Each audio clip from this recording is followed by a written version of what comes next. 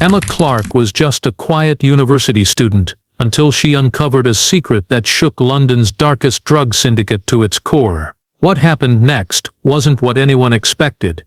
Instead of running away, Emma chose to fight back from within, using nothing but her wits and courage to outsmart a criminal empire. This is the true story of how one girl changed everything. Emma Clarke never stood out. She didn't dress flashy, didn't speak loudly, and never caused trouble. At 22, she was in her final year studying cybersecurity at a London university, living in a modest student flat in Camden. Her room was on the top floor of an old Victorian building converted into student housing, Flat 9B, a shoebox of a space filled with textbooks, monitors and blinking LED lights from various devices. Most people who passed her in the hallway barely remembered her face. Even her professors described her as quiet but capable, the kind of student who never missed deadlines but also never raised her hand. What people didn't know was that Emma preferred it that way. Silence gave her space, being overlooked gave her freedom. While other students went out to pubs, worried about internships or posted pictures of their lives online, Emma was busy chasing something very different. Pattern. Every night after finishing her coursework, she would stay up late staring at code, network logs, and anonymous message boards on the dark web. It started as a curiosity, an extension of her studies, but over time, it turned into something deep. She had a fascination with how crime operated in the digital world. Not just the crimes themselves, but the systems behind them, the structure, the encryption, the signals buried in noise. One night in October, while browsing an encrypted forum tied to global narcotics trade, something caught her eye. A recurring digital signature embedded in transaction metadata, a fingerprint that most would ignore. But it wasn't random. Emma had a hunch and followed it. She cross-referenced old posts, compared routing addresses, and traced the alias behind the signature across multiple marketplaces. The more she dug, the clearer it became. This wasn't just some street-level dealer or a bored teenager flipping pills. This was something structured, something vast. The signature belonged to a high-volume operation distributing drugs across London, possibly even Europe. It was all hidden in plain sight, using everyday courier services, masked payment accounts, and encrypted scheduling apps. Emma couldn't believe what she was seeing. The data wasn't theoretical, it was actionable. Drop locations, IP addresses, names, sometimes abbreviated but traceable. She spent hours compiling it into a private folder on her hard drive. She told herself it was just research, that she was learning, but something about it hooked her. Maybe it was the boldness of the criminals, operating under the noses of police. Maybe it was the challenge. But deep down, Emma knew it was personal. She didn't want to observe this network, she wanted to take it apart. By the end of the week she had stopped sleeping normally. She skipped lectures and turned off her phone. Her world shrunk to the screen in front of her. She mapped out the syndicate structure, its suspected leaders, the couriers, even the fake shell businesses used to wash money. She realized with a jolt that no one else seemed to know about this. Not the police, not the media. It was real, and she was alone in knowing it. Emma could have reported what she'd found. She could have walked away. But she did. She made a different choice, one that would send her deep into the heart of London's criminal underworld, without backup, without permission, and without a way to turn back. Emma's world shifted after that night. She no longer looked at her laptop as a study tool, but as a gateway into a hidden war being waged beneath the streets of London. As the days passed, the digital pattern she had uncovered began to make more sense. She started cataloging the timestamps, comparing them with public records and news articles. Drug busts in East London, police raids in Brixton, mysterious disappearances of delivery drivers. None of them made headlines for long, but when Emma aligned them with the data trail she had found, a chilling picture began to form. She realized the syndicate was not some loose group of criminals, it was an organized system, built on precision, discipline, and silence. They weren't just selling drugs, they were running a network like a business. Orders were placed through coded messages on secure chat apps. Payments arrived through untraceable cryptocurrency wallets. Deliveries were made by unwitting drivers, some real, some working directly for the group. and each action left a faint trace online, almost invisible unless someone knew exactly what to look for. Emma did. Her ability to find patterns wasn't just a skill, it was an obsession. She began collecting pieces of the puzzle. Usernames that popped up in different forums, strange API calls from a supposedly inactive delivery app, and purchase logs from fake online stores selling organic supplements. All of it connected, slowly but surely, like threads in a web that grew darker and more complex with each passing hour. The same digital signature appeared again and again, sometimes masked with new encryption, sometimes poorly hidden by low-level mistakes, but it was there. Always. She started compiling her findings into a private document, each section labeled meticulously: supply chains, digital wallets, code language, key players. The deeper she dug, the more confident she became that the Syndicate's operations were based in London. Everything came back to a central hub, possibly a warehouse or a front company, hidden in plain sight. Emma became consumed by it. She skipped meals, forgot to respond to messages, and stopped attending classes altogether. Her professors emailed, concerned. She ignored them. Despite the risk, she knew she was onto something massive, and she also knew no one would believe her if she simply handed over a document full of anonymized data and suspicious patterns. It wasn't enough. She needed more, something concrete. But the idea of going to the police made her hesitate. She had read too many stories about evidence going missing, about internal corruption, about whistleblowers being ignored or worse. Emma didn't trust anyone to do this properly. If this syndicate had truly embedded itself into the city, then someone somewhere in power was either blind or complicit. She couldn't take that chance. As the days blurred together, Emma reached a decision. She wouldn't just watch from behind a screen. She would step into the game. She would infiltrate the network herself, not as a student or an outsider, but as someone they thought they could use. If she could get inside, she could destroy it from within, not with weapons or brute force, but with her mind, with data, with precision, quietly, invisibly, just like they operated. She wouldn't just expose the pattern, she would become part of it, and then she would unravel it from the inside. Emma's transformation began with a new identity. She created a false persona using a burner laptop and a VPN routed through 5 countries. She chose the name Lena Vale, a name that sounded confident, mysterious, and untraceable. Her digital profile was carefully crafted, no social media, no personal connections, just encrypted chat handles, and a trail of fabricated darknet transactions. She posted on niche forums where criminal freelancers gathered, offering services in digital logistics, data encryption, and anonymous courier routing. Everything she wrote was precise and professional, designed to sound like someone who had done this 100 times before. Within days she caught someone's attention. A user operating under the alias Cerberus sent her a private message requesting proof of her skills. Emma anticipated this. She had already prepared a small sample, an anonymized delivery tracker she had reverse-engineered and reprogrammed to mask GPS data. It wasn't too advanced, but it showed exactly what they were looking for: someone who could think, build, and stay quiet. A few hours later she received an offer. It was vague, but clear enough. They needed help coordinating drop schedules for courier drivers in North London. No names, no locations. Everything would be fed to her piece by piece through encrypted channels. Emma accepted.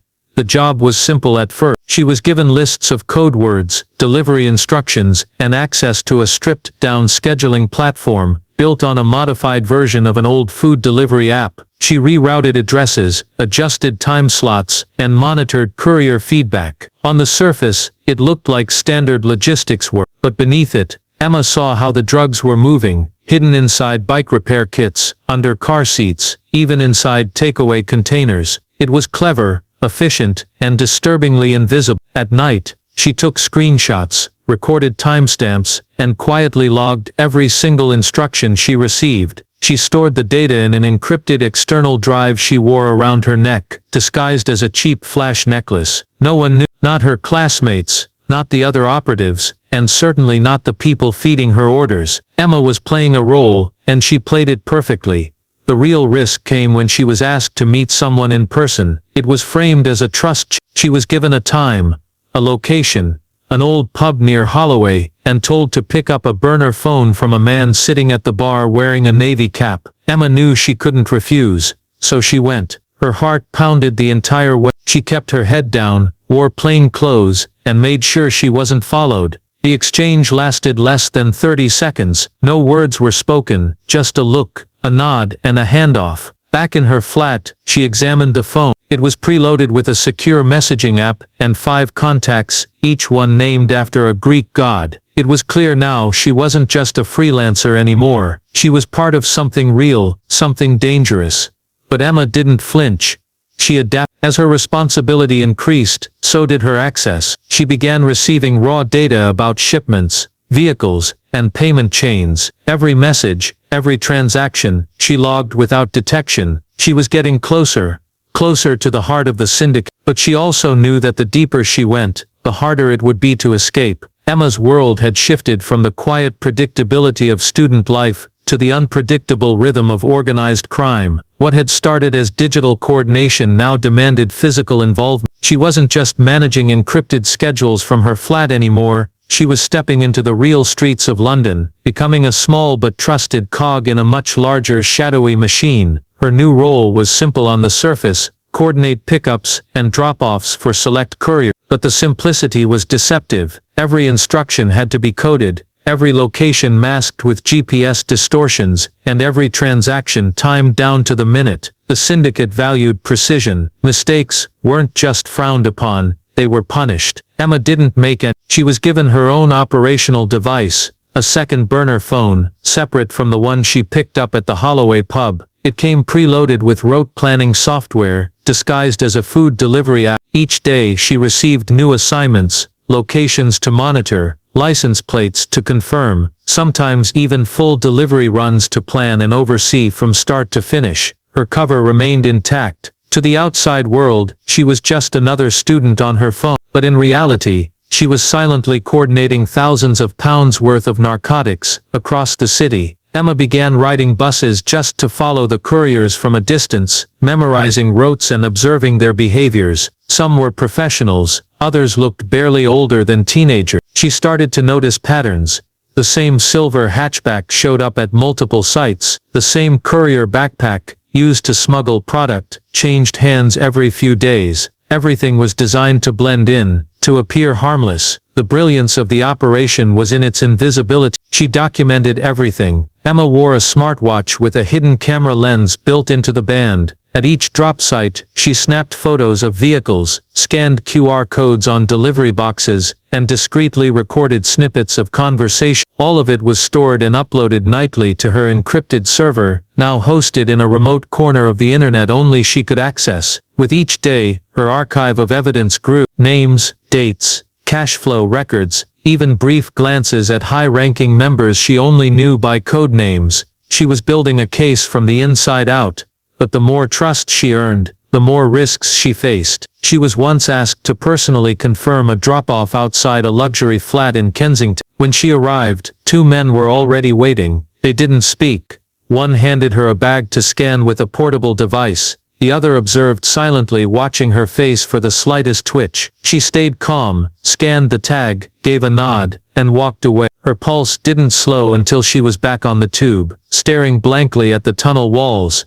What terrified Emma most wasn't the danger, it was how quickly she adapted to it.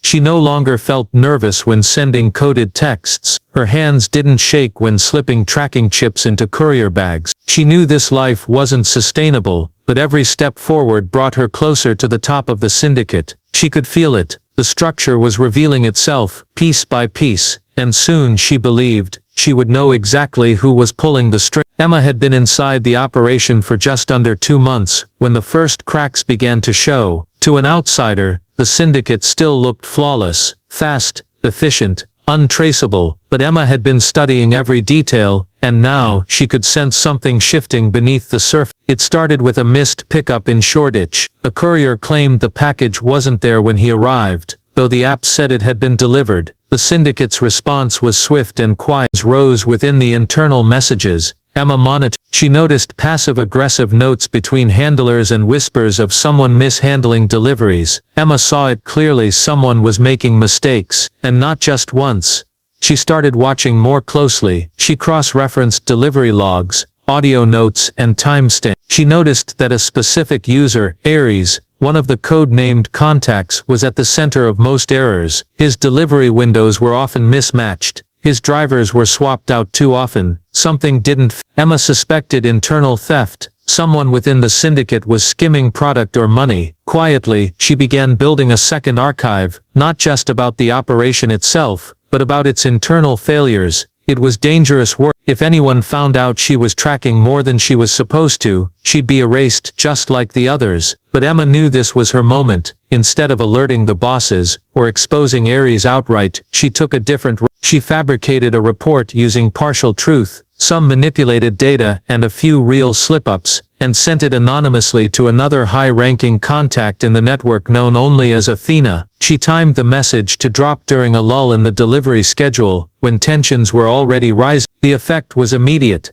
Within hours, encrypted channels lit up. Aries was called out, then silenced. Emma watched as chaos rippled through the structure. Trust was shaken. Meetings were rescheduled. New verification steps were added to the drop-off process. Some handlers stopped responding altogether. Emma had done it. She had turned the organization against itself, without anyone suspecting her. It was like triggering a silent alarm that only the inside could hear. As the fractures widened, she gained more access. With Aries out, she was given his coordination panel, something she wasn't supposed to see. It contained high-level tracking data, contact chains, and the first concrete hint of something Emma had been searching for since the beginning: a real name. A payment log linked a shell company account to a bank transfer under the alias Richard Vexley. She couldn't confirm yet if it was fake, but it was the first trace of a human identity behind the mask. Emma knew this was only the beginning of the unraveling. She had pushed the first domino. Now she had to stay ahead of the chaos she had created before it spiraled beyond her control. The Syndicate was no longer the smooth machine Emma had first infiltrated. After the leak she had planted, everything became unstable. Paranoia spread fast. Trusted couriers were suddenly reassigned. Delivery routes were rerouted without warning. Communication became tense, clipped, full of suspicion. Emma had caused the disruption, but she also had to survive it.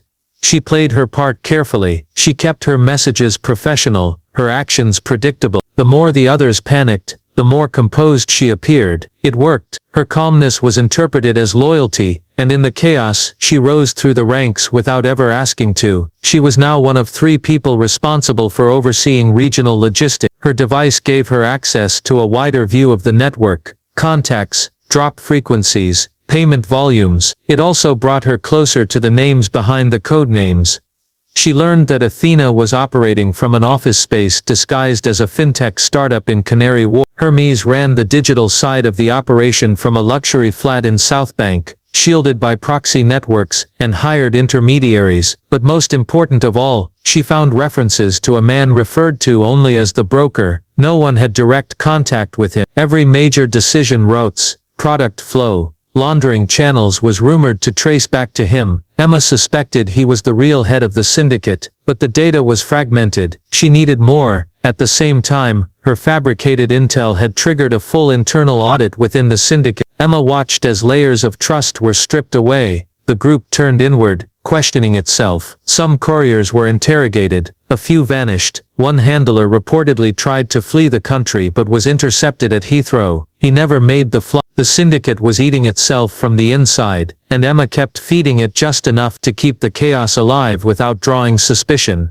But the deeper she went, the more dangerous it became. Her new access meant she had to interact with people who operated on instinct, not protocol. Once, she was called to oversee a handoff gone wrong in person. She arrived at a warehouse in Deptford, where a delivery van had been broken into. Inside, a crate meant to contain thousands in product was filled with empty boxes. The 2 drivers were locked in a side room. One of them was bleeding. Emma was told to review the GPS logs and identify the breach. She kept her voice steady and her hands from shaking as she traced the fake delivery stop, one that she herself had planted a week earlier as part of a test. She blamed a faulty app update. They believed. That night, she didn't sleep. Each step brought her closer to the center of the operation, and closer to being exposed. Her lies were stacking up, and one misstep could trigger everything to collapse on top of her. But Emma knew she was close. Her evidence archive had grown massive. She had over a dozen names, financial trails, shell companies, and a digital map of the entire network structure. She didn't know yet how she would bring it all down, but she knew one thing for certain: the broker was real, and she was getting closer. Emma had grown used to the tension. It lived in her chest like a second heartbeat, steady, constant, always alert, but nothing had prepared her for how close it would come to collapsing. The mistake was small. A shipment she had rerouted anonymously to tip off authorities never reached the police. She had planned it carefully, using an unregistered van and a new driver who wasn't yet trusted within the syndicate. The location was quiet, the timing perfect, but something went wrong. The police were late. By the time they arrived, the van was already gone. Whether tipped off, or just lucky, the driver vanished without a trace, and the syndicate noticed. An entire crate of high-value product was gone, and there was no clear explanation. Suspicion moved like smoke through the ranks. Private channels went silent. Couriers were pulled from their route. The operation paused, briefly, as internal security scrambled for answers. Emma monitored everything from her flat, trying to stay calm, but the syndicate's security arm moved faster than she expected. A full forensic audit was launched, and for the first time, her own activity was under scrutiny. She noticed pings on her server logs.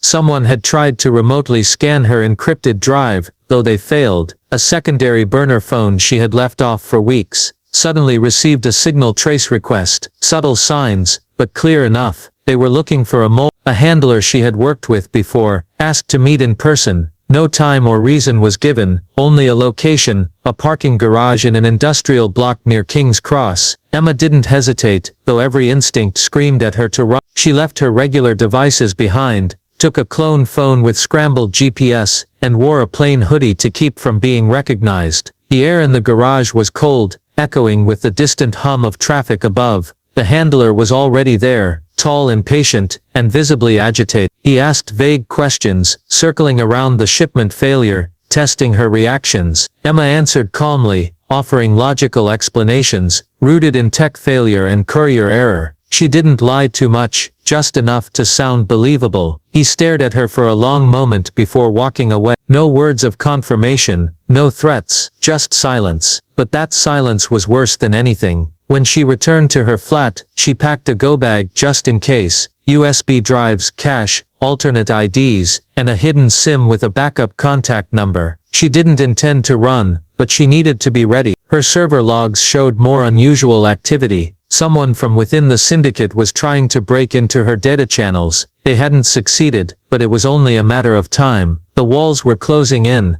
Emma tightened her operation. She erased old notes, rerouted her backups through international proxies, and locked down every point of access. But the pressure was building. The closer she got to the center of the network, the more exposed she became. She could feel it now. One wrong step, one inconsistent detail, and everything she had built would crash. But she wasn't done. Not yet, because hidden among the chaos was something new. A set of encrypted files marked only with the name Broker Alpha. A new layer, a final layer, and she was determined to unlock it. Emma knew she was running out of time. The syndicate was closing ranks, tightening security, and watching everyone, including her. The failed sting had set off alarms that wouldn't be silenced. Her anonymity, once her greatest weapon, was now a liability. But she wasn't ready to disappear. Not yet. She had one final move left, and it had to be flawless. She started by isolating every piece of data she had gathered over the past 3 months. Thousands of files, maps, images, chat logs, transaction records, surveillance captures, usernames, partial identities, digital wallets. She had proof of money laundering, forged shipping documents, and links to at least 2 unsolved overdoses. It was overwhelming,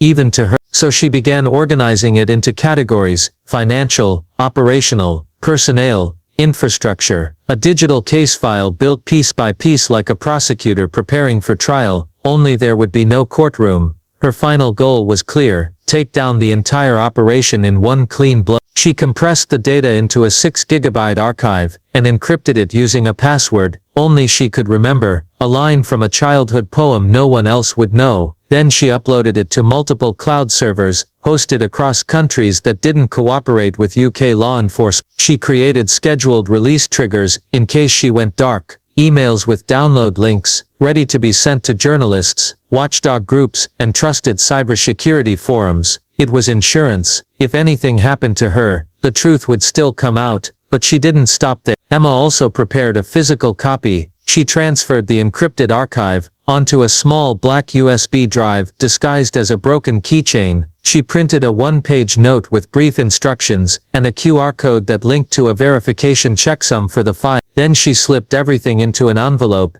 and mailed it anonymously to a BBC investigative journalist known for exposing corruption. She chose someone with no known political bias, someone who had made powerful enemies before and hadn't backed down. She watched the tracking updates as the package moved through the postal system. When it finally reached the newsroom, she felt a strange stillness settle in her chest. The evidence was out there now. If she vanished, her work wouldn't. After the drop, Emma wiped every device she had touched. The burners were smashed and dumped into separate bins across the city. Her flat was cleared of anything suspicious. Her drives, her notes, even her hidden camera watch. She deleted her alternate identities, erased all cookies, cleared every trace. Then she shut down the server that had been quietly recording the Syndicate's moves since the beginning. It was over, but she didn't feel relief, only silence. That night, she walked along the Thames, the city lights flickering in the water. She thought about the couriers who had no idea what they were carrying, the overdoses that had never made the news, the network of invisible people who kept the operation alive, without ever meeting one another, and she thought about how close she had come to becoming one of them. The next morning, she packed a single bag, locked the door to flat 9B, and disappeared. For days after Emma disappeared, London's underworld buzzed with confusion and suspicion. The Syndicate, once confident and untouchable, was now real. Internal communications were erratic, with trusted members suddenly cut off or arrested. Law enforcement agencies received anonymous tips, carefully detailed but impossible to trace. The leaks Emma had set in motion were working exactly as she intended. News outlets began picking up whispers of a major drug bust in the city. Rumors spread of a mysterious informant, a ghost, who had exposed a vast network operating right under everyone's noses. Investigators quietly confirmed that a coordinated crackdown was underway targeting warehouses, couriers and shell companies tied to the Syndicate, but none of the public knew the full story. Emma's careful preparation had ensured that the information was released in fragments, enough to disrupt but not enough to endanger ongoing operations. Inside the Syndicate, paranoia turned to fear. The broker, the elusive figure Emma had identified as the head of the operation, vanished from all digital channels. Key players began disappearing or going underground. Meetings were cancelled or moved to undisclosed locations. The organization was unraveling fast, and no one trusted anyone else. Meanwhile, Emma remained off the grid. She changed her appearance, cut all ties with friends and family, and relocated to a small coastal town, far from London's bright lights and constant noise. There she rented a modest flat, overlooking the sea, a place where the ocean's steady rhythm contrasted sharply with the chaos she had left behind. She took up long walks along the beach, letting the salt air clear her mind. Despite the calm, she couldn't escape the weight of what she had done. The lives affected, the danger she had faced, the lies she had told. Every night she replayed the moments when the line between who she was and who she pretended to be had blurred. She was both the quiet university student and the inside informant, the digital ghost who had outsmarted a criminal empire. News reports occasionally mentioned breakthroughs, large seizures of drugs, arrests of key figures, but Emma avoided them. She knew the Syndicate wouldn't fall overnight. They were too entrenched, too connected, but the damage was done. The network was crippled, fractured, and under constant surveillance. Months passed. Emma started to rebuild a life that felt real. She enrolled in online courses, studied literature, and even took up painting, something she had never done before. The quiet coastal town gave her space to breathe and reflect. She no longer needed to watch every shadow or anticipate danger around every corner. Yet she remained vigilant. The past was never far behind.